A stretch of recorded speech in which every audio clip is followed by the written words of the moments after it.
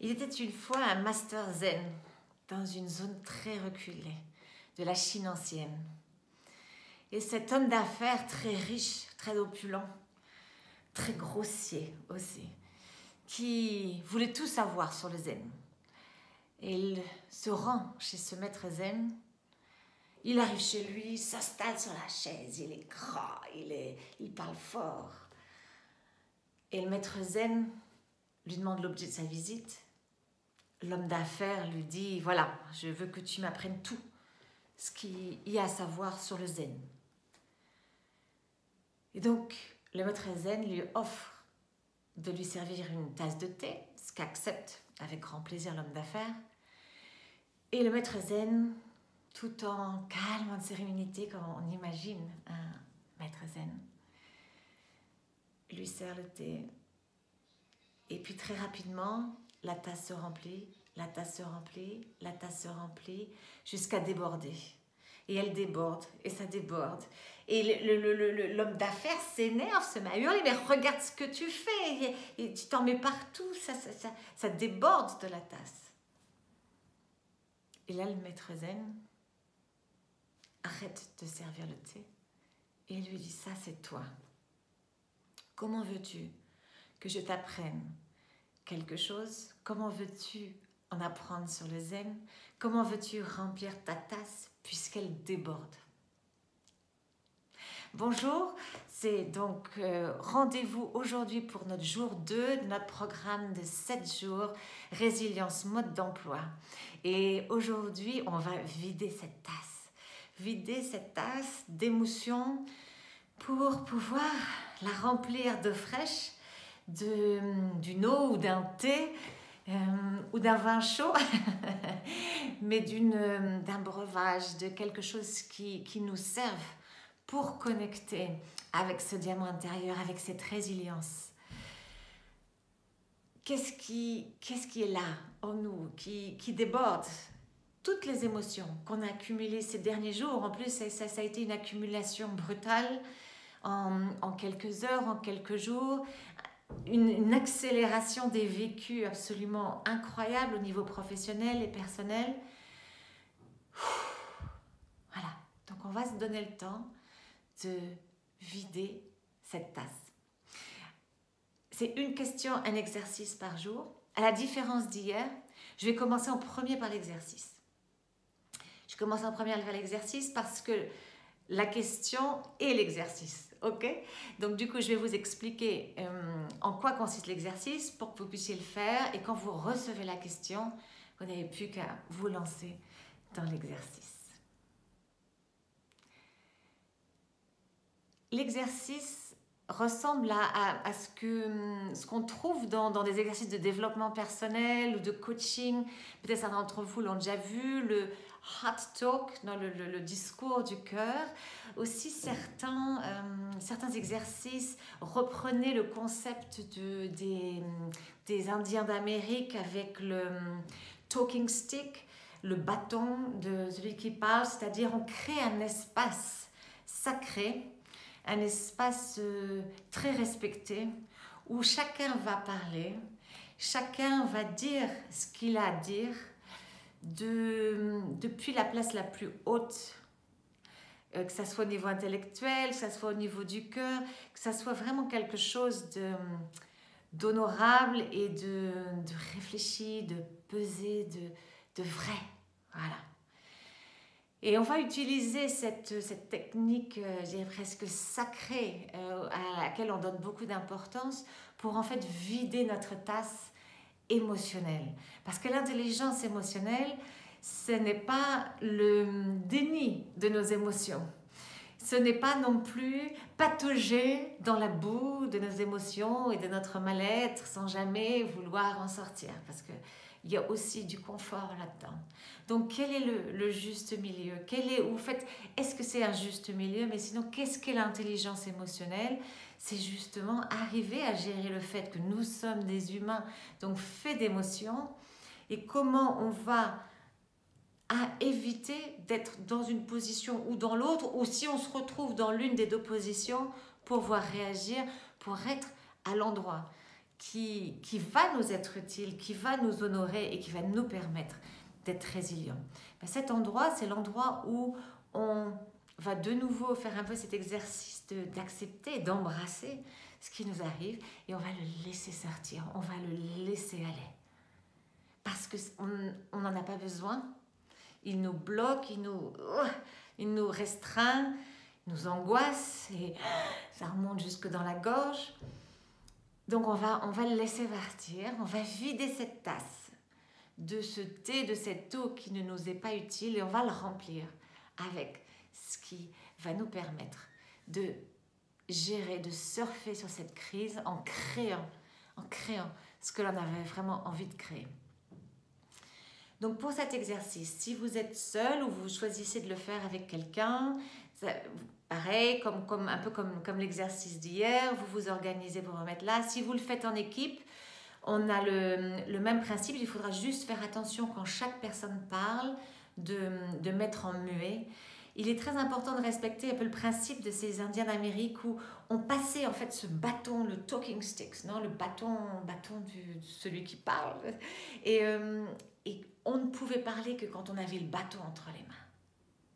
Et une fois que j'avais dit ce que j'avais à dire, pof, je le passais à quelqu'un d'autre, qui disait ce qu'il avait à dire et qui le passait à quelqu'un d'autre. Et pendant ce temps, le groupe est en appui, est en respect, est dans une position d'écoute et de recevoir.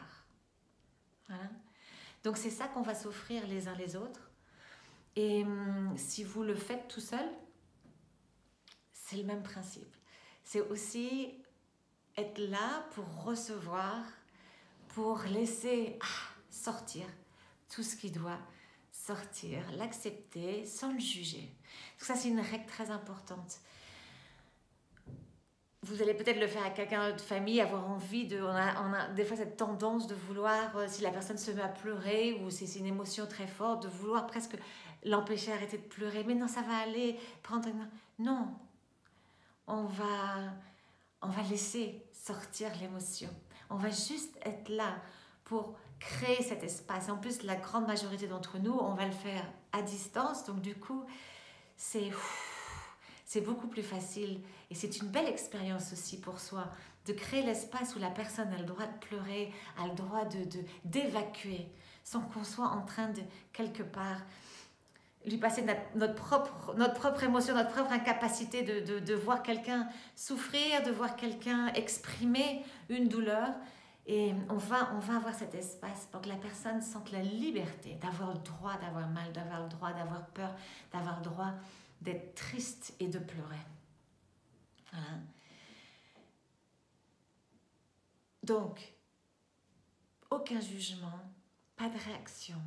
On laisse parler. Donc là, on n'a pas de bâton qu'on se passe. La personne, une fois qu'elle aura dit ce qu'elle a à dire, elle fera un signe de main et vous pourrez passer à l'autre personne. C'est aussi ok si vous le faites avec une autre personne, que cette personne reste en silence, mais que ça soit juste son tour. Et généralement, j'ai pas mal fait cet exercice. Certains au début choisissent le silence parce que, oui, des fois, on a juste envie d'être là avec peut-être des gens qui ont l'habitude d'une certaine pratique spirituelle régulière, donc ils sont habitués d'être dans le silence, dans l'intérieur. Et il y a un moment, ça fait tellement bien de le sortir que généralement, le silence, je n'ai jamais eu encore l'expérience de quelqu'un qui reste complètement en silence. Mais laissez le temps, laissez quelques minutes et la personne fera signe quand elle aura fait l'exercice, même si c'est en silence. Une chose importante, donc pas de jugement, on laisse l'espace. La troisième chose, c'est la confidentialité de ce qui va se dire. Et pour moi, la confidentialité, elle a deux niveaux. Donc bien sûr, ce qui se fait au niveau de la conversation, ça ne se partage pas avec d'autres. Ah, un tel, il avait eu ça, il a pensé ci, etc. Mais qu'en plus, on a la propriété de son expérience. C'est-à-dire que même si c'est quelqu'un de ma famille, un ami, un collègue, qui est tout en bienveillance envers moi, à l'extérieur de cet exercice, à aucun moment, cette personne, même si c'est en discussion bilatérale avec moi, à aucun moment cette personne ne peut faire référence à mon expérience, à mon vécu, à ce que j'ai pu partager en ce moment-là, parce que le copyright m'appartient. D'accord? Mon copyright émotionnel. Et ça, c'est important. Parce que ça permet de vraiment pouvoir vider. Et si vous le faites tout seul, parce que je fais ce genre d'exercice toute seule aussi, c'est important de se créer cet espace pour soi. Et c'est aussi se promettre qu'on va s'autoriser. Des fois, c'est le plus dur, hein, c'est quand on le fait tout seul. Parce qu'on est dur avec soi. Et on ne s'autorise pas toujours. Et là, ce que je veux vous demander, c'est que vous allez vous autoriser à avoir cet espace où vous allez vous autoriser à exprimer, vous allez vous autoriser à être, vous allez vous autoriser à pleurer, à crier, à exprimer ce que vous avez envie d'exprimer, sans jugement de votre part. Et que le lendemain ou plus tard, quand vous serez en train de vous fâcher sur quelque chose, vous n'allez pas sortir ce qui est sorti là. D'accord? Ok. Donc vous vous installez dans une position confortable. Vous puissiez fermer les yeux si vous en avez envie, les garder ouverts, mais que vous soyez vraiment relax. Je commence toujours cet exercice par un peu de respiration pour calmer l'esprit. Donc la respiration, si vous n'avez pas l'habitude de faire des exercices de respiration, vous pouvez mettre la main sur le ventre. Puis quand vous inspirez par le nez, votre ventre gonfle comme un ballon. Et quand vous expirez par le nez, le ventre rentre à l'intérieur, c'est comme un ballon dont vous laissez tout l'air sortir. D'accord? Faites 5 grandes inspirations.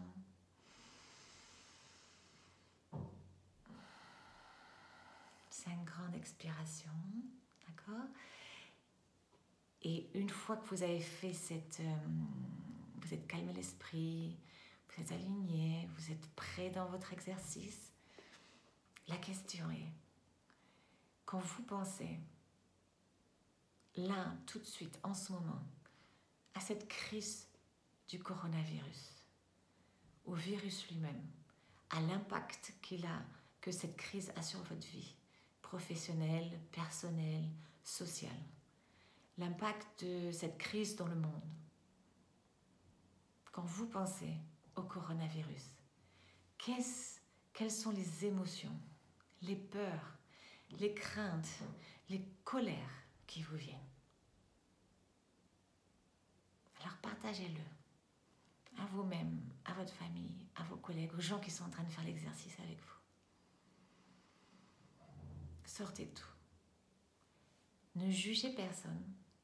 C'est je ressens ça, je fais. Pas de nom de personne, de ceci. C'est juste votre espace pour quel est votre ressenti par rapport à cette crise. D'accord? Laissez sortir les larmes qui doivent sortir parce que ça nettoie, c'est tout. C'est du nettoyage, il n'y a pas...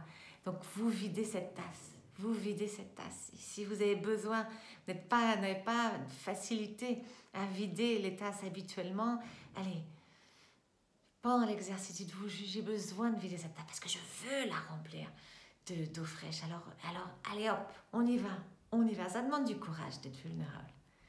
Alors aujourd'hui, ayons ce courage d'être vulnérable. D'accord? Donc ça, quand on fait cet exercice qui va nous fatiguer un petit peu, parce que quand on connecte avec ces émotions négatives, tristes, etc., qu'on les laisse s'exprimer, qu'on les laisse sortir, on se sent un petit peu vidé après. Alors après, ce que j'ai envie de vous dire, ne faites pas cet exercice aujourd'hui si vous avez du boulot ce soir ou si vous avez quelque chose de... Voilà, c'est surtout du boulot parce qu'autre chose, vous n'aurez pas. Mais faites-le, regardez-vous un film. Allez dans beaucoup de capitales, je crois beaucoup de villes, d'ailleurs d'Europe, à 8h du soir ou 7h ou 10h selon les villes et les coutumes. Tout le monde se met à sa fenêtre et applaudit. Applaudit le personnel sanitaire, applaudit le personnel des supermarchés, des stations essence, tous ces services qui font que la vie puisse continuer. Et je crois quelque part, quand j'entends les gens applaudir, et les gens s'applaudissent à eux aussi. Et on s'applaudit tous les uns les autres. C'est un peu une célébration de la vie. Alors ce soir, après un exercice où vous allez pleurer, vous allez pleurer, vous allez sortir, vous allez vider cette tasse dont vous n'avez pas besoin, mais qui est vrai et qui est votre vécu et votre ressenti. Eh bien, allez applaudir à la fenêtre, allez applaudir, allez chanter.